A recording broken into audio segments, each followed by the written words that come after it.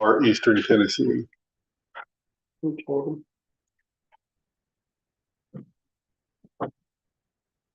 Hey, Kevin. Hey, Kevin. We're ready for you. Got everything?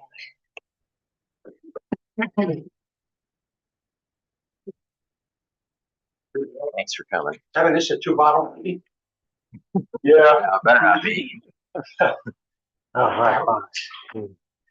You're forgetting that we have ORC right after this. Oh, yeah, we have an MC meeting. 7 o'clock, we're kicking you out. Speaking of which, I have some budget and finance minutes for you.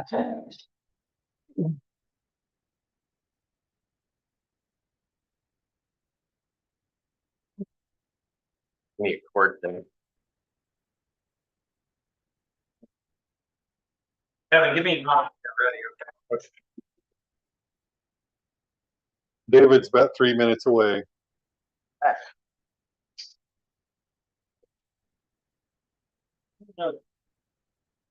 He's got them tagged. Magic. I thought you had a tracking device on his. I should have said that. I missed an opportunity there. I'm gonna argue past that. I thought it was a tick, but it was blinking.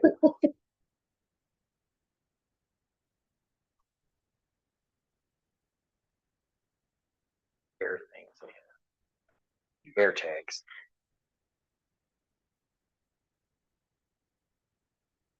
Okay. I'm gonna wait 1 minute for David. Okay. Project. Thank you. Have a PowerPoint, so. All right. Do we want to start to put the PowerPoint on the start page up there now? Well, maybe one day I'll do that. But guarantee I can stop it. You know. All right, I'm gonna go ahead and get started. I'm gonna call the April 29, 2026 special Harpers Ferry Town Council meeting to order. Let the record reflect all the council members are present for the call to order, except for David. Approval of the agenda, motion to approve the agenda from Storm. We have a second from Christian. Discussion. All those in favor of the motion to approve the agenda, opposed, motion carries 6-0. Agenda item number 1, discussion and action regarding interim progress report by the Select Committee on assessing Harpers Ferry population growth.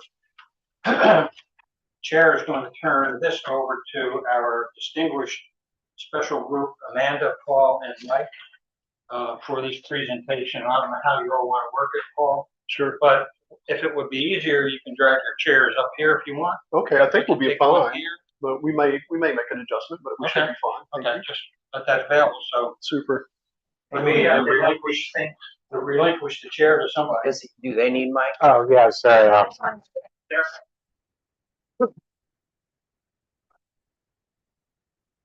Thank you. Of course, there's an extra mic. And they're on if there's a.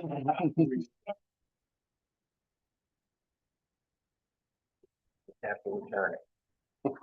Have a collection.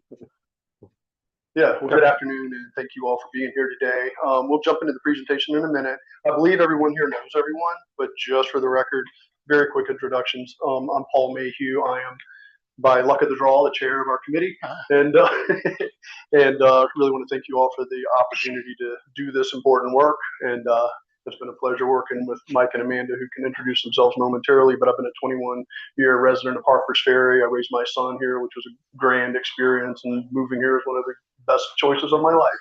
And so it's been an honor to be have Storm and the mayor pulled me into the planning commission, and that's been very educational, and very much have enjoyed that experience. And so it was an honor to be associated with this effort as well. So looking forward to sharing with you guys our findings and some notional recommendations this afternoon. But I'll let Amanda and Mike introduce themselves very quickly as well.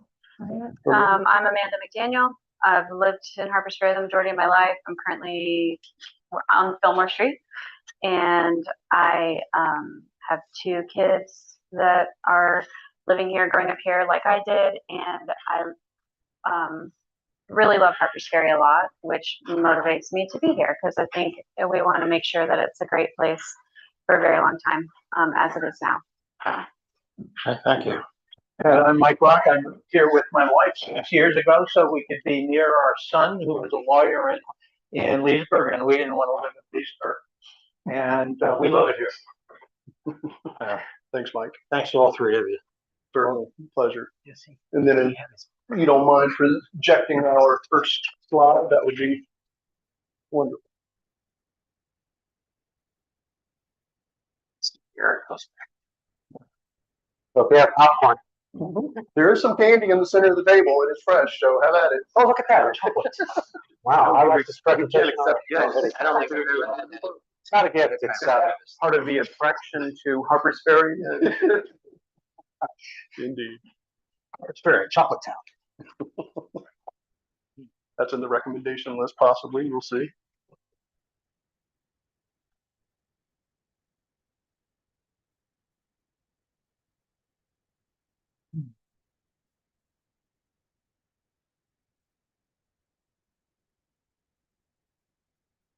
Amanda, could you maybe drag the lectern back just a tad? Sure. Thank you very much. Perfect, thank you. No, I shouldn't, but That's pretty much as bright as it's, I suppose. When this is over, can we get a copy of this? Sure. Yeah, absolutely.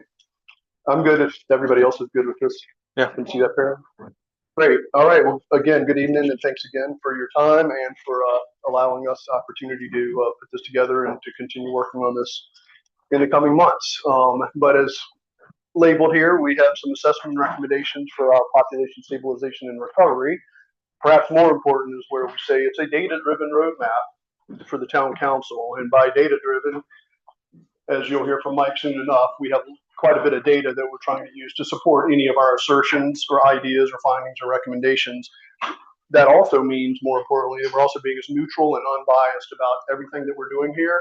And Amanda and Mike have been great in that respect. We're just turning over rocks and reporting what we discover. And as we do more and more research and learn more and more, we're arriving at what we believe to be some recommendations that we can discuss later in the presentation for next steps. That said, we did go ahead and put the core mission on here. David, you might realize that we twisted that language up a little bit as we really thought more deeply about what we're trying to do here, but you can give that a quick read. And anyway, we can always revisit and tweak it if necessary, but I do believe at large that's what we've been tasked to accomplish. Great.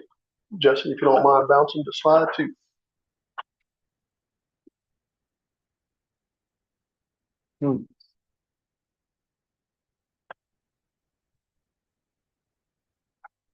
Can you like arrow down or over? There you go. And can you move that just a little bit over? There you go. Great.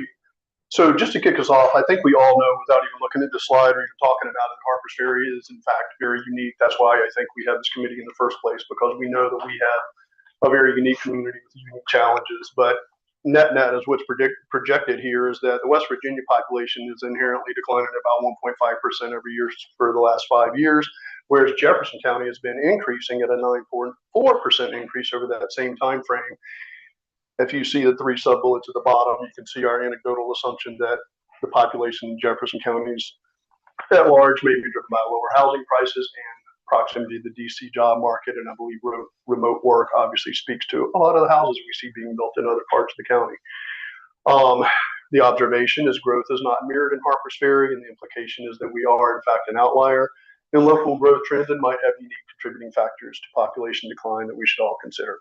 And so again, the takeaway here is just that Harper's Ferry is indeed unique amongst other communities, and we're going to try and draw out some of those distinctions and again, some recommendations moving forward.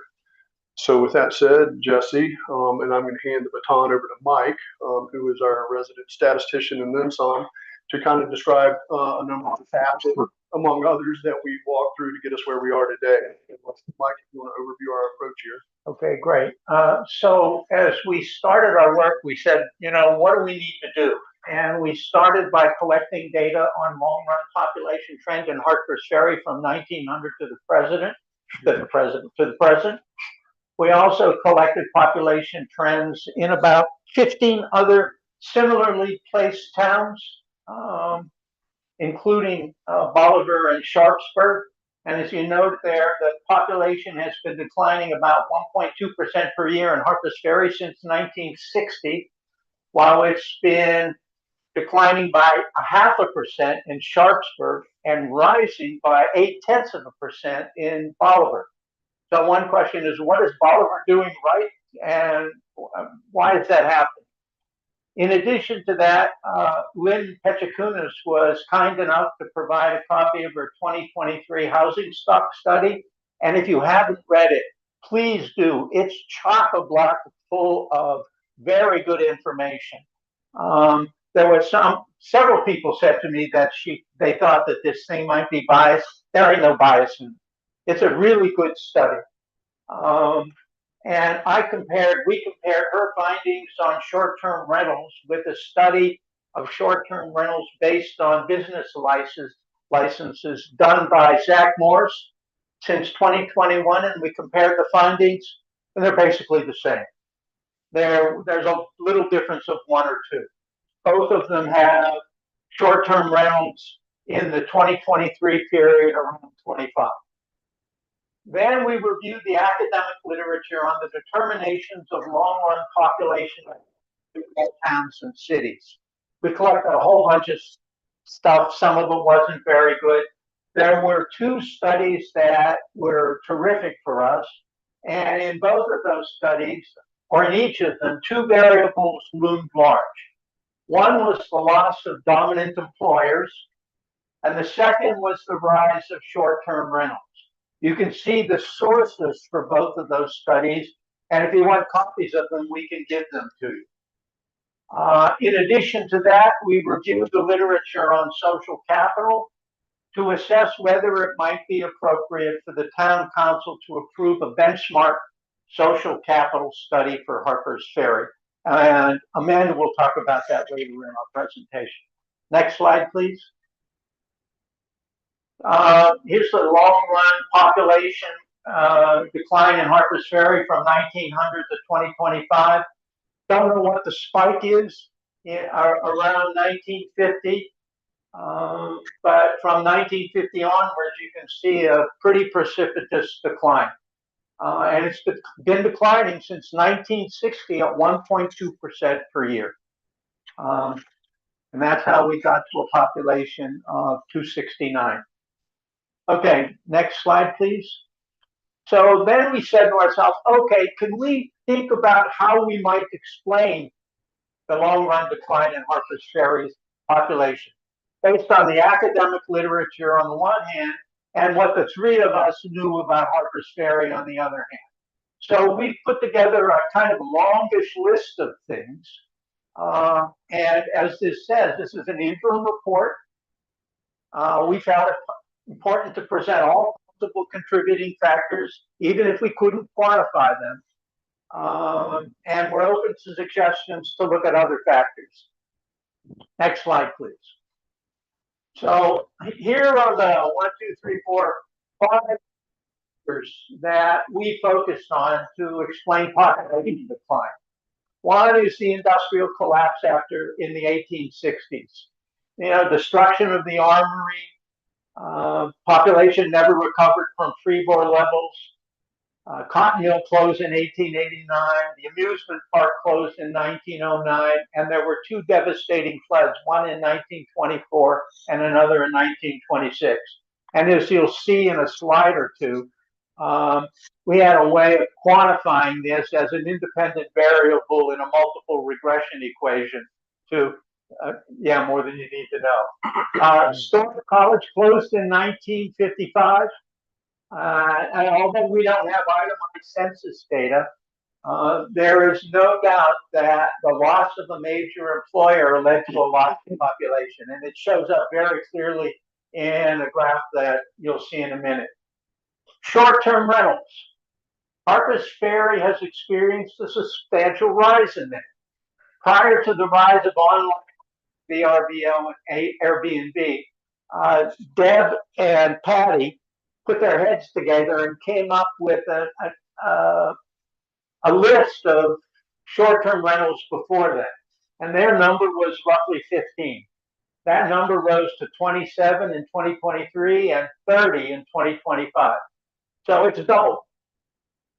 Federal land constraints. 51% of the town land is owned by the National Park Service, including boundaries on 2 of our 3 sites. This limits residential and commercial expansion. And properties in Lower Town that were previously high-density housing are now offices and museums. And we don't have much to do anything there. By the way, well, we'll get to this. Geographic fragility. Confluence of the Potomac and Shenandoah creates flood risks and steep terrain that limits buildable lots. Currently, and I don't know if you got this from the comprehensive plan, but there are approximately 27 vacant lots extant in Harpers Ferry now that are buildable. And that's it. Next slide, please. So we identified 3 primary contributors for population decline based on the academic studies that suggested what they were. One is the long-run historical factors associated with the 1924 flood. The second is the closure of Storer College in 1955. And the third is the rise of short-term rentals. And what we did is we created, there's a way to create variables to account for all of these, and I did that. And then I estimated the multiple regression equation for each of those variables. All of the variables came out statistically significant with the expected sign. They all had a negative impact. And if you go to the next slide, the blue line is the predicted value of population in Harpers Ferry as a consequence of the multiple regression equation. The red line is the actual. And as you can see, the blue line is very close to the red line throughout. And in the jargon of my field, 87% of the variation in population between 1900 and 1925 are explicable on the basis of those 3 variables.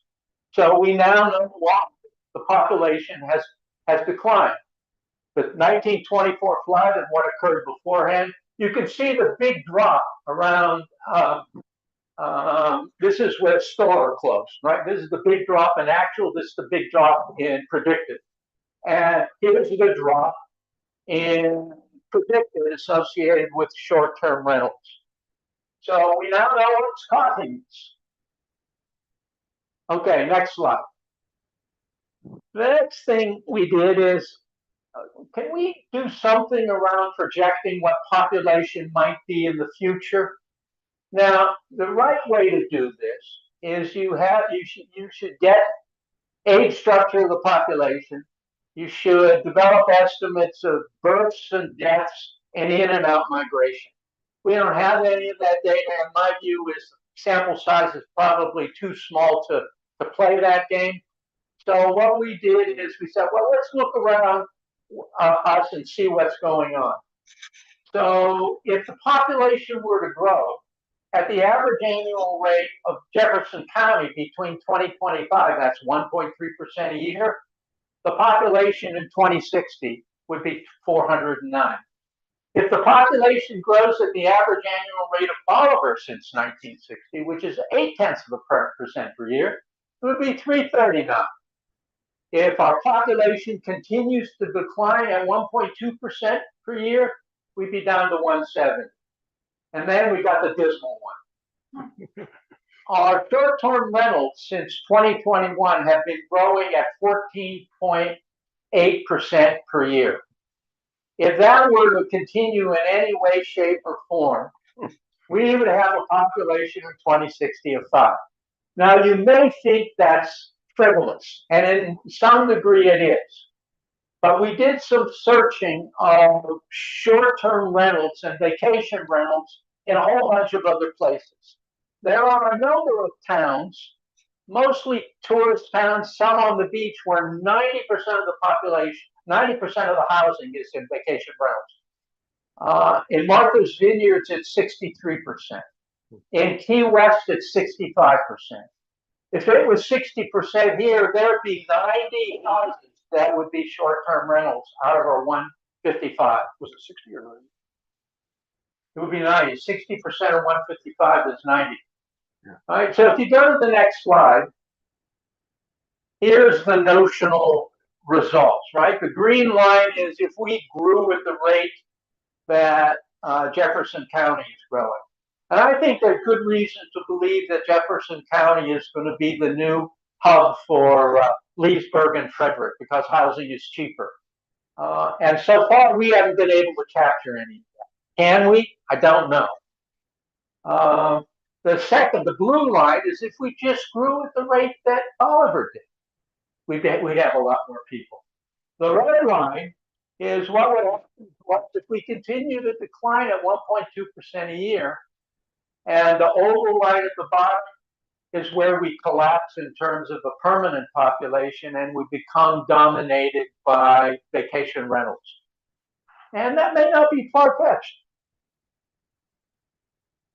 Okay, I'm done. We just have to shrink the town council, I guess, if that happens, right? There's too many of us already. Yeah, I don't know. To go. We have Chapter on every committee too.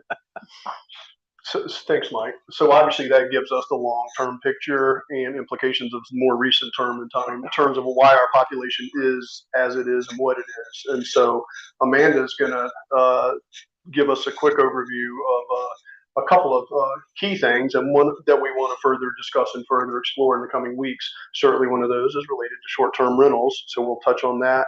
And then, as Mike alluded to earlier, social capital was an interesting notion that we believe is going to be very relevant, and we will speak more to that as well. And but before we proceed, does anyone have any questions relative to what you've heard so far? So you determined that there was no impact from the closing of the Hilltop House Hotel, which was the primary employer here? We couldn't find any evidence of that. This is basically residents would have to live in town and work at the Hilltop. And I think that that's maybe where there weren't a significant number of people living in town and working at the Hilltop. Stanhagen, I think was about it. Stanhagen. Yeah, but that may be just at the very end when the hotel was dead in 2007. So, but before, you had 1900. The hotel was founded in 1890. Well, there's definitely 13% that's not accounted for. That is probably scattered across a variety of other variables. We explained 87%. There's 13% of the variation that's unexplained. Some of that could well be due to the hotel. Yeah, because it was probably the largest employer other than the Park Service. I would say it was number 2 in the town. And when did that end? When was it the largest employer? Of residents. Oh, how am I going to know that? No, you don't.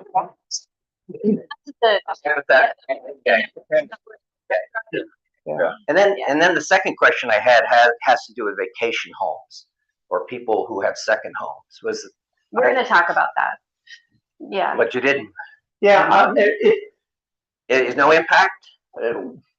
There's no way to know what the impact is. Here's what we know about homes that are owned by residents outside of Harper's Ferry. 34% of our housing stock is owned by non-residents. Okay. Some of that is vacation rentals. Some of that is people who come here on the weekends. Some of that is short-term rentals. We know a third of our housing stock is owned by non-residents. And I don't know that we can know how that has changed over time. It would be nice. The other thing that's changed is density over time. This used to be an apartment. People lived here in this space we're in right now. There's 1 or 2 of these rooms here were apartments. So that's another thing I think needs to be looked at is density. That's in the 13% of the unexplained. Okay. Now, from where I sit, look, I do this kind of econometric work all the time. Right. I was shocked that we were able to explain 87% of the variation. Mm-hmm. I didn't expect that at all. And I was stunned. that, and it, where I come from, an R squared, an adjusted R squared of 87% is about as good as you get. I have a question. So I thought it was really striking the difference between Jefferson County on the whole and Harpers Ferry, and this might be part of what you're going to get into, but did you look at all difference in the housing stock between the rest of the county and Harpers Ferry? You see ads all the time for these, maybe cheaply built things in nowhere in the county that are going for as much or more than what you can get a structure in Harpers Ferry. Is that something that you have looked at as an attributing factor? It's not something that we've looked at. We could, It's something that we've talked about. So as you might find, I'm sorry, I'm not trying to Go cut you ahead. off, but as you can imagine, there are a million little tentacles that go out in every single direction, and we have spent a lot of time kind of like going down some of these roads and trying to find the ones that have accessible data. Because there's a lot of anecdotal observations, but we are trying to not necessarily limit ourselves, but at least in this initial effort, limit ourselves to what we can find data to back up. As we continue, if it is the desire of all of you, we would be happy to continue down specific, directed, rabbit holes or paths or anything, not saying that in a derogatory way, but we are looking for guidance on what you're interested in us exploring. We focused on things that are data driven at this point. We can move to things that are anecdotal happily. We're just trying to stay neutral in the. No, it's exciting to me. And I'm wondering if there is data that you could look at. Why is the housing stock here attractive to people who want to run it as an Airbnb versus someone who wants to be here to live or with their family and the rest? And something, as far as like if it's a second home and whatnot, we did struggle to kind of assess that in our initial effort. And so one thing that we're going to bring to you at the end is our desire to do a survey that would give us some hard information about that, from the people that are actually owning the homes. If you end up agreeing that we can do a social capital survey, the hope is we'll capture some of that. Okay, and that could even be looking at real estate listings. There's a lot of data there to compare what the offerings are and get apples to apples from. What about I didn't hear anything about long-term rentals. How many are here? I mean, I've got where that is. That's in Lynn's report. It is. And the long-term rentals, I've got it written down here. I can pull it out. because that may be the way to get people to move in the community is looking at rentals, long-term rentals, instead of focusing on individual homes. Yeah, but the long-term rentals are a mixed bag, right? Some of it is owned by outside investors. Some of it is owned by people who use it as a weekend place. Well, we're not saying that long-term rentals are problematic. Like that would be fine because what we're talking about is people living in town. Mm-hmm. You know, Right. so but again, we are trying to get information on that. Not all of it is readily available. But yeah, and I do think maybe we can go ahead and continue because some of these topics might come up as we continue, and we want to have more robust conversation at the end as well. Before we forget though, I think that the 1950 spike in population is due to the post-war increase in African American secondary education. So there was a big move to like Storer College after the war. All these folks came, and very shortly the schools closed and they all left. I know that happened. I don't know how significant it was, but I do know that's about time. Could be worth looking into for sure. Good questions. Thank you all. We'll move on. Also, Old Shipley, when that closed, Mhm. if you don't have a school, usually families don't want to live around here.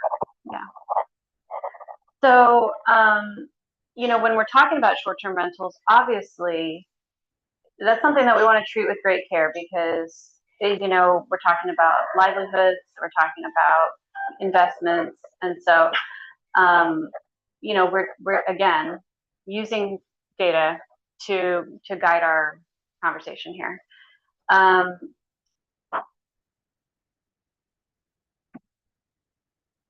we as a town adopted home rule in 2015, and home rule does regulate what you can do with regards to rentals. And as a result, as you all are aware, but I'm going to just say it anyway, home rule allowed the town to charge a municipal 1% sales tax, which accounts for, and this is, I don't have the actual numbers. That was something I was requesting but hadn't quite gotten yet. But according to what I have been told, around 30% of the town's revenue comes from the 1% sales tax, which is approximately $300,000. If that is wrong, please correct me. That's just the best that I could find at this point. As you can see, I've cut the portion of the West Virginia Code and put it here, which is pretty clear that home rule limits the town's ability to regulate any rental activity. Basically, if you make a rule, it has to apply to every home and not just rentals. So then we looked at the home rule situation, and I'm just going to briefly go over this because, again, this might be something that you all are way more well versed in than I am. When the town applied for home rule, there were 4 reasons why they applied. They were listed on the application, and I'm going to read them in order of how they were listed. Number 1, improvements to code citations and public nuisance enforcement.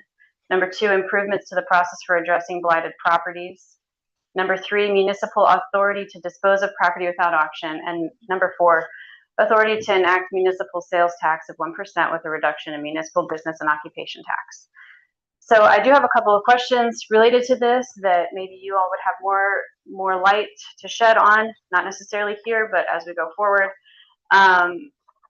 You know, I think it's important to consider the pros and the cons of home rule. The obvious pro is that there's a large portion of relatively passive revenue that comes to the town through this sales tax. But has there been any other benefit, or have any other goals been achieved by the adoption of home rule? If not, it's fairly easy to put a dollar amount on what home rule does for the town. What is the net gain on total reduction in B&O taxes versus the 1% sales tax? I just don't know. I don't have access to that information that I could find. But I am interested in what the kind of over-under is on that. And then the current projected income from the 1%, sales tax for this year and in future years, do we project that it goes up? If the town is not really in a business development mindset or a business growth mindset, then does this revenue sustain town growth of citizens? You know, if the revenue stays stagnant with the number of businesses that we have, the number of visitors that we have relatively is almost maxed out of what we can support, seemingly. Is there a point at which the lack of increase in that revenue becomes relevant to the conversation of if it's worth maintaining, keeping the home rule in town? Does that make sense?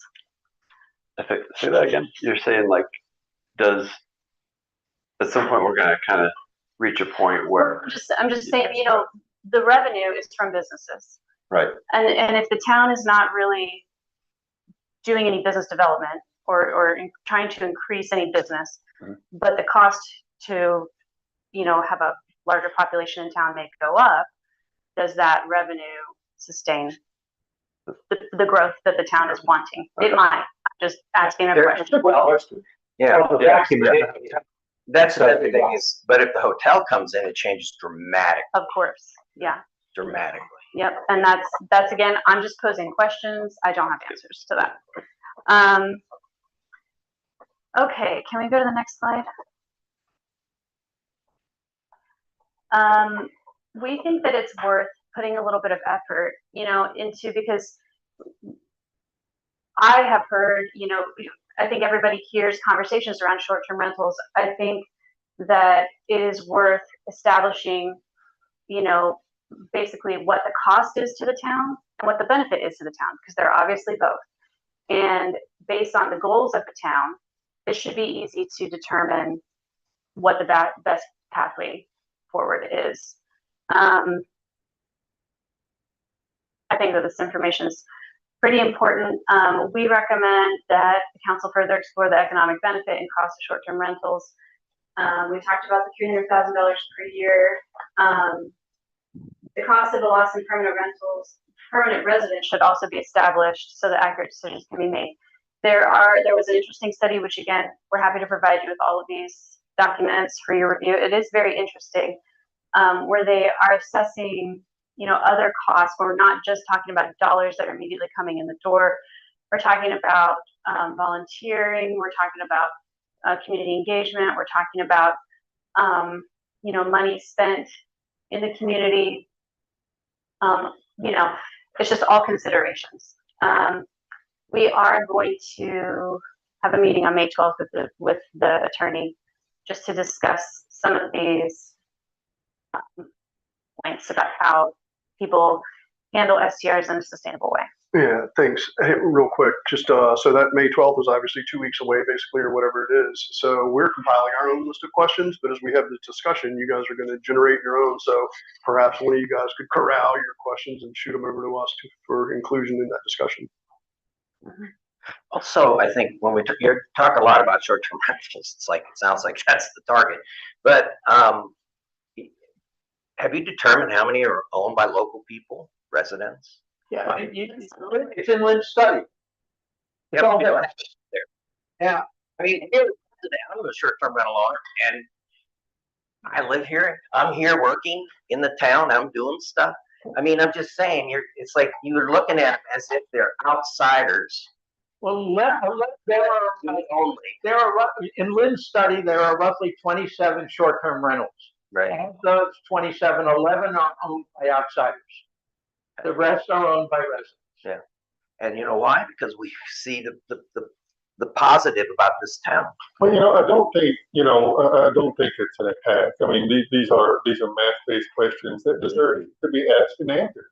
And, I think we will have questions, and asking questions isn't a problem. It's what we do with the answers to those questions that'll determine what we do, and those answers will involve recognizing the values that those short-term rentals bring to the town. I mean, I don't. There are I have questions for you guys when we get to that point. But I think these are fair questions to ask, and we shouldn't be afraid of the answers. Well, and the reason why it's up here on this slide is because it's the only one of the three significant contributors to population decline that are still relevant, or that we cannot, we can't, the other things already happened and are over. This one is a current event. That's why we're talking about it. And it's occurring at a fast rate. If short-term rentals are growing at 14.5% a year, it wouldn't take too many years for that to be devastating to the town. Now, will it continue at that rate? My view, probably not. There's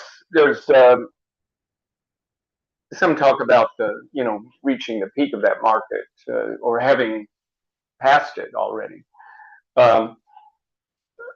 My hope would be that conversations with the town's attorney would not only consider restrictions, but also what can we do to find carrots for people to live here. I think that's absolutely the right question to ask. What can the town do to attract more permanent residents? Yeah, I think that's a good question to ask. We haven't had the time to explore the literature on that topic, so I don't know. Just a second. Okay. is that coming up more? The carrot thing's a big deal because a big draw with the short-term rentals is there's a financial carrot that the current tax system provides. So we need to be able to answer that, to make it attractive for residents. Just as attractive for residents as it is for people who do the short-term rental. I don't think there are any short-term rental owners anywhere who it's not a secondary or a tertiary home. All short-term rental owners own a primary home. So, we're in a whole nother topic there, and we do need to attract people who want to be here. Maybe they just have one home, and that's okay.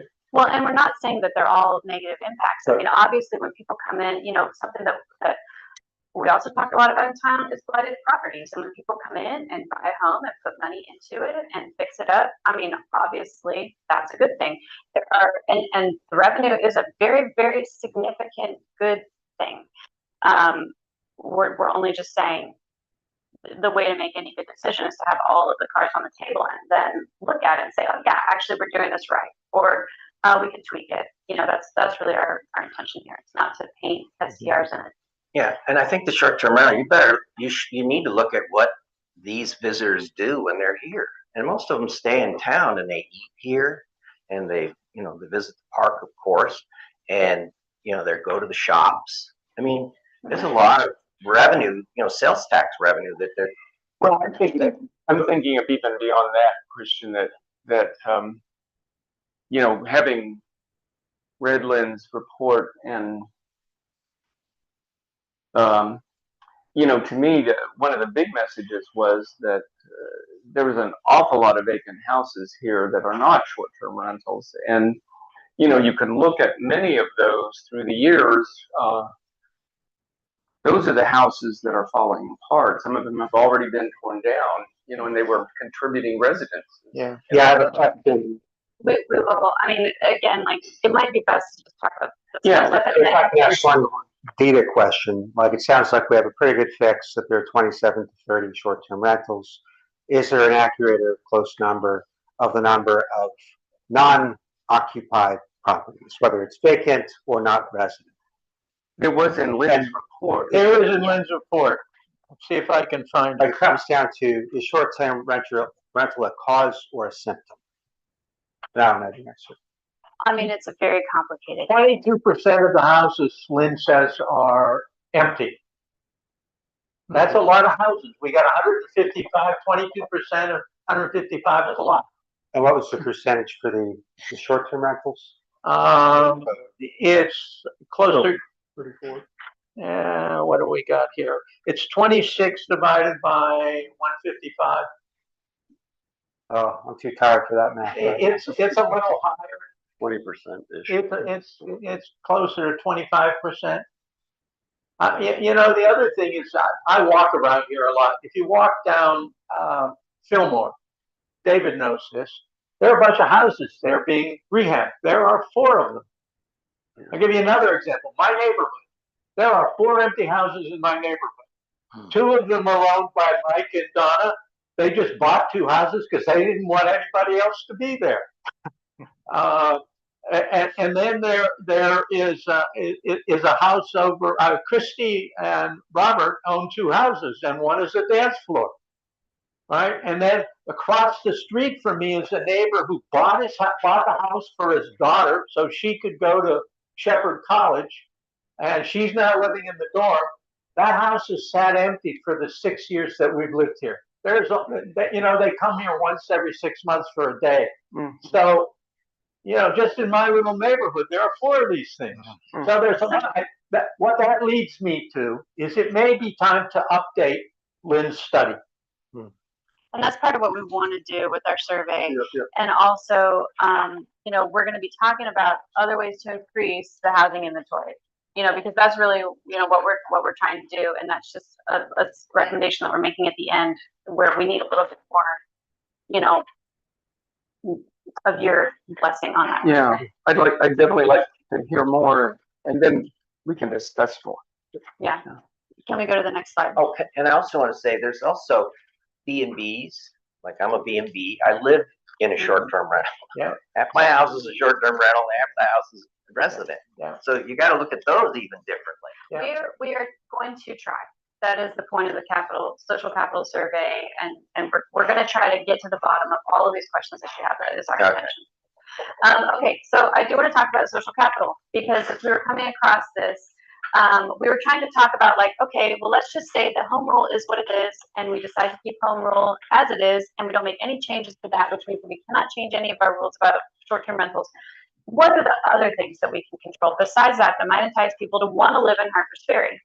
We all know why it's a great place to live, but we came across this idea called social capital. Social capital is defined as the relationships between people characterized by trust and norms of reciprocity that can be utilized for individual and collective goal achievement. There's a lot of great academic literature on this topic that I suggest you do your own research on, and we are happy to also provide you with the research that we found valuable in this conversation. Will you go to the next slide? The contributing factors that are identified are opportunities for spontaneous sociability, pretty self-explanatory, like you can just happen to run into people and talk to them or make friendships. Reciprocity, which is basically like, I'm going to do something for you with the trust that you're probably going to do it back to me, and having that in your community. Trust is a willingness to take risks in social context based on a sense of confidence that others will respond as expected and will act in mutually supportive ways, or at least that others do not intend harm. A big one that we found with this that we could go into, because we could go into a lot of detail on all these, but is trust with local government. And I think that is a conversation worth having. And then social norms, not often, codified, but commonly understood ways of interacting with each other in a community. A lot of times when there's low social norms, that's when you have to have a high level of enforcement, as far as, you have to find other means of getting people to comply, because social norms help people to want to be a contributor to a group. So we kind of felt like, after reading some of these, that maybe there were areas in our community that we were lacking in social capital. Sorry, let me just check my notes. An example of a community that we believe has high social capital, just conversationally, is Shepherdstown. And there's a lot that's different about Shepherdstown than what is here, but just as far as understanding social capital in a local context, they have, and you might be able to remember, Michael, how many? I talked to my water counterpart in Shepherdstown, and I asked her, why does there appear to be so many community organizations in Shepherdstown? And she called a friend, and they counted up a number of community organizations, and it was 49.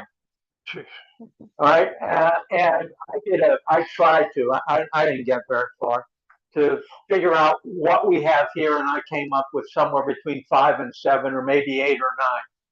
So now, part of that is scale. They're a lot bigger than us. But part of it is, my view is, Shepherdstown has a stronger sense of community than we do. And the question is why, and what can we do with it? And the whole purpose of the social capital study is to see if we can figure out what drives sociability among our residents. Or anti-sociability. Yeah. Oh yeah, it's been a lot of it. So we're interested in this survey in asking the questions about what makes Harpers Ferry livable, what makes it attractive to long-term residents, because obviously, it's not an inexpensive place to live.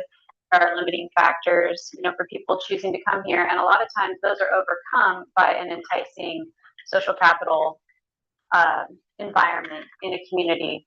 And so when we're talking about things that we can do right now, social capital is a great thing, we think, for you all to explore as a concept of a way to establish kind of an identity in town, and a way of attracting more people to want to live here, despite some obstacles of things like tourists or whatever. If we went that route, do you guys have any vision on how you measure that? Yeah, I've got the survey right here. Oh, okay, I was going to suggest. Well, I was just going to say, for the comprehensive plan, there was a survey that touched on a lot of those. I don't know if the Planning Commission was willing to share both that survey and the results as to inform. Well, the thing is, this has been done before. We're not trying to reinvent the wheel. We're trying to kind of take what other places have done and make it applicable to us. So yeah, we think that there's more work to be done around the concept of social capital. We think that there could be a lot of ground covered by that, with relatively low cost, relatively low impact to current residents, and maybe at the very least, if we're not attracting long-term residents, it's making it a better place for all of us to live. Can we go to the next topic? Can I say one thing? Yeah. I noticed about this town, it's pretty unique. because I tell other people where I live in Harpers Ferry, and then I kind of talk to them about our governmental structure. And we have 7 on the council right here. We have a planning commission. We have a board of zoning appeals. We have a parking committee. We have a tree commission. These ones I'm on. We have planning. Did I say planning? We have HLC. We have Tree committee. Parks and Rec. I mean, what does that count for? Yeah. These are engaged people in our community who are, they may not be in a club, but they're actually making a difference in their community. Yeah, that's a big deal, and that's one of the things that we're not going to dive too deeply into right now, because this whole notion of social capital is something we're just introducing, and we're going to leave you with this notional survey so you can peruse that. But yeah, there's a lot of opportunity. One is exactly what you said is true, and then 2, there's a lot of opportunity to pull more people in using certain techniques that will help amp up the entire social capital context in those types of situations. And comparing to Bolivar, they only have a planning commission.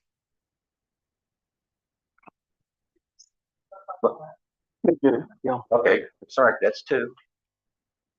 All right. I'm just saying, Well, we could,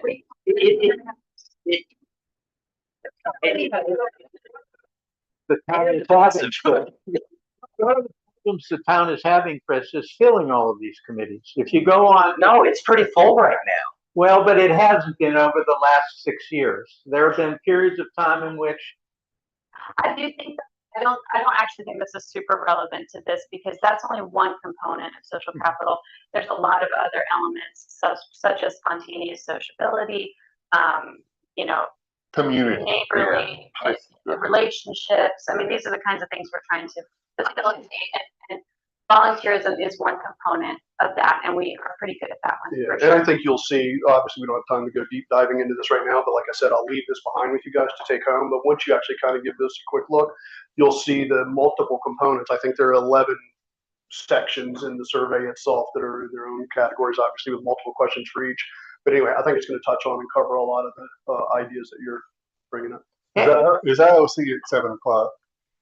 What's No, we the have- ordinance review? Ordinance reviews is 7, yeah. Oh, we're getting there. We're getting close. Yeah, if we can, if Let me it's get okay, if we just yeah. continue. So we're asking for permission to kind of delve deeper into this and maybe identify the points of least friction to an outcome through a survey. We go to the next slide. I think that there are a lot of ways to increase the housing inventory. This is something, you know, there were the first 2 items on the application for home rule addressed this. And, you know, there are, as we all know, a large number of uninhabited, blighted, neglected homes in town. We would like to maybe recommend that we confirm how many of those are in that state, and then identify what the options are, and then you know, kind of unilaterally enforce, you know, whatever the town decides, or whatever the current ordinances are as relates to that. This would, you know, also be a short distance between 2 points potentially, because it's also 2 problems. It's increasing long-term residents potentially, and also improving blighted property, the ongoing issue. And there's an example of Joe Wigington taking a property that was uninhabitable, and he rebuilt the place, he restored this building, and it's a rental now, long-term rental. So, But long-term rental is okay. yes, Because we have residents that are participating in our community that we might see, you know, frequently. I mean, that was an example. yeah, and there's lots of potential for that. Awesome. Thanks, Take Amanda. it away. Next slide, please. So wrapping up, you know, as it clearly says, you know, we need to control our future. And so this discussion is a great step forward in that regard. And though we're about halfway through our duration of existence here, if you will, we're more than happy to, you know, revisit you for another interim report, should that be helpful, as we kind of dial in some of the stuff with short-term rentals and social capital and such. By being intentional and consciously working towards decreasing the housing inventory, the neglected and abandoned housing inventory, and looking further into the social capital, we think we might be able to get a better handle on what are the actionable things that we can do to make this a more desirable place to live and help strike that balance. There's so many ways to skin the proverbial cat. We need a STR cat, and we need to collectively discuss the pros and cons of any of the options that we have there. So we intend to lay those out for you, especially after we meet with Mr. Sayer on the 12th, and figure out what our true options actually are and move out from there. So, ostensibly what we're looking for ideally today is that you guys are good with the notion of the survey. I'll hand this out momentarily so you can, again, look at that later. And then that we can do an assessment of the blighted properties. And then thirdly, but not depicted here, is once we meet with Mr. Sayer, we'll obviously be heading further down STR options and next steps as well. So thank you all for your time this evening, and open to questions. Justin. So I would like to see what there's a crossover point between rentals and the cost of utilities. So the short-term rentals are a big factor in the stability of our utility providers, mainly sewer. Is when water consumption drops because they're not inhabited most of the time. That has a direct effect on the PSD. So I believe that the average short-term rental provides $18 a month to the PSD versus 72 or 76 for a fully occupied home. So there is a financial crossover there where we have a real problem, and I would like to know what that point is. If you guys can figure out how to sort that out, I mean that's a major number we need to know. Well, that's something we haven't considered. And if there's any other thoughts around any other ideas like that, we would welcome directives. Yeah, I think utilities is a big one. Just the whole economic state that much of the town is in, that it's so expensive to buy an old house and to fix it up, to make it livable, and to we all know that. And how can that play into this conversation? I also, coming from a very personal experience, I think it's probably not a conversation with the town attorney, but I think conversations need to be taken about the political environment in West Virginia. Mm-hmm. And as a young gay man, 25 years ago, West Virginia seemed like a pretty laissez-faire, not particularly a liberal environment, but it was a welcoming state. And that has changed. And I remember a time when I felt like I would love to, having come from Washington, I'd love to invite friends and people that I knew in Washington to look for houses out here. And I think many were thinking along that line. I don't think anyone's thinking like that from the gay community in Washington anymore. Right. I don't know exactly how anyone studies that, but it's something to think about. I think what you're talking about is exactly what we're suggesting with social capital, where social capital is something that helps people overcome the downsides. And I'm not saying, obviously if the environment is volatile and unsafe, that's a different conversation. But if we're talking about hangups that people have about living somewhere like West Virginia, the town having a robust community and known social norms that are shared, all of those things help people to overcome their hesitation on purchasing long-term, to live as a resident in our town. Yeah. So you guys, I like the idea of the social capital study, but would you guys be okay with us reading over the survey and talking about it? And that's the whole point. And I apologize if it doesn't say draft or notional on it, but the point is for you guys to digest it and say yay, nay, or add this. Or You don't have to have yay or nay today. No. You guys want to introduce the notion? Yeah, thank you. This is great. Like, I feel like you're looking at it from a very broad angle. There are no magic bullets to it. I think the social capital survey is fantastic to learn what is attractive, like how do we sell ourselves? And then beyond that, I think the other side of the coin is to whom is this attractive and how do we set conditions that And I really, really appreciate the data-driven approach.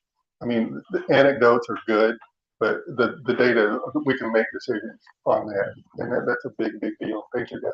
Well, thank you guys. It's been an hour. And I am delighted that you all are willing to go forward and work some more on. We're having a great time. All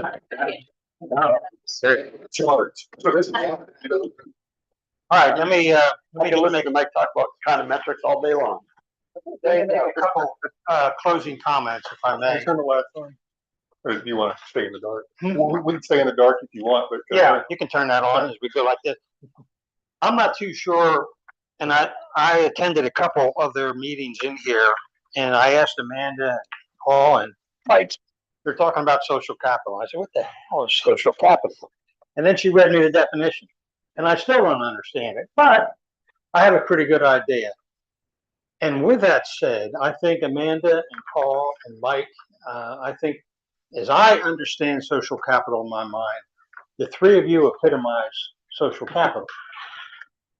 You may know one another before you got on this committee. Amanda coming out of the post office, Mike going in, you probably nodded. Paul, same thing. But I have watched you work. This is the third time, I think. And it's kind of interesting to see three people, distinct, different backgrounds, come together with a charge and actually get along, get something accomplished, which to me is incredible. And I owe you a debt of gratitude for the three of you to take this on when David and I were scratching our head on how to move forward with this important issue. The other thing, Council, you should know that I received a very extensive email from Amanda about 2 weeks ago requesting a lot of information from me because I was the mayor when home rule became a reality and other things. And I have not gotten back to Amanda. And Amanda, I want you to know that I have not forgotten it, but I have been immersed in personnel issues and water department issues. And I promise you, I will get on that tomorrow. I don't know if I'll finish that list, but I am going to start it tomorrow. So I apologize for that, not getting that. And we were the first small town in West Virginia to go on home rule. Yeah. Mhm. Thanks to him. And He saved our bacon financially. The town was when we lost the police department with Bolivar. Yeah. The whole thing started. That's when paid parking happened. This is Greg did this, and he did the home rule. And those two revenue sources Yeah. really They, helped. when Amanda and Paul and Mike were asking about getting assistance from Ken Sayer, and I sent him an email back, and maybe some of you know, maybe some of you don't. When I applied for the home rule in 2015 or 16, whenever it was, I had to go to Charleston and testify when they called my name for class 4. And there are all kinds of, there's like 20 people sitting around the table. And I was being berated by the fire marshal because Harpers Ferry does not have a building code. And this fire marshal sitting behind me, and I wasn't going to give him the courtesy to turn around and look at him while he's berating me in Harpers Ferry. And there's this long table, and this guy with a bow tie, he said, there's no requirement in the state of West Virginia to have a building code. And he's going on. I'm saying, all right. I didn't know who this guy was. Come to find out, it was Ken Sayer. He's the attorney and the original member and appointed by the governor to be on the home rule board. And so you got a real joy in talking with Ken. It's too bad we can't get him here personally, but we'll get him on the phone for you guys. Thank you so much. What do you want us to do, Paul? Do you want I us? think you guys want, your ask is permission to do the survey, permission to study the blighted houses, Correct. And what's the second one, David? to study to count the blighted. We're suggesting that somebody. Well, we should probably connect on that, because planning has a thing, historic landmarks believe they have a mandate to do that. So we should probably circle all that up. Yeah. We're just Okay. saying that it should be, So can we suggest that you? you can suggest that. Can we, when we do all these surveys, can we just check the questions? That's I used to do, because I was a market researcher at General Motors. Questionnaire design is really critical. Yeah. And I saw We're some open issues to with it, so. We're open to all Possibly sorts of send it feedback. electronically. Sure. Just to- We can add that into the whole. We're gonna save send you out, doing so. maybe tonight, maybe tomorrow, that has all of the reference documentation and this and the presentation in it so that you can review it at your pleasure. Love what you guys, I appreciate it a lot. I think, yeah, there's a lot of work and I think it's hard enough just to know what rabbit holes not to go down. I think I said that to each of you, like, part of your job is to figure out what rabbit holes not to go down. I think you've done that, so. And the other thing I'm gonna do when I get home is I'm gonna go online and look up what in the world a regression theory. Something else. I don't know what it is. I just- Stupid me, I'm not nodding. I'm going, yeah, I understand. I wanted to go home and not eat chocolate Yes. because I had too much here, but I think that was fun. All right, a motion to adjourn from, the second from Chris, discussion, all in favor of the motion? The motion carries 6-0, we are adjourned at 7:04 PM.